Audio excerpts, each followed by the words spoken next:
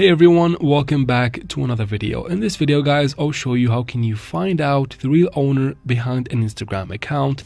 So let's jump right into it.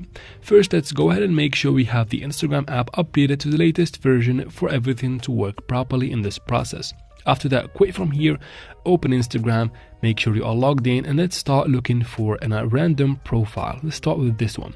As you can see right ahead, the first information we can gather from this profile is that the owner's name is Serene because they have posted it in their bio right here. But the profile picture is not really helpful because it shows no face basically.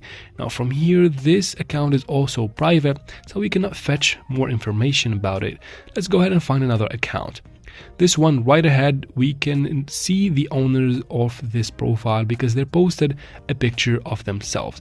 Now if you can, or if you think that this is not the original owner, you can always take the picture they are posting and perform a reverse image search on that picture, and that result or those results will show up the real owner behind the account. And that is it for this video guys. I hope it was useful.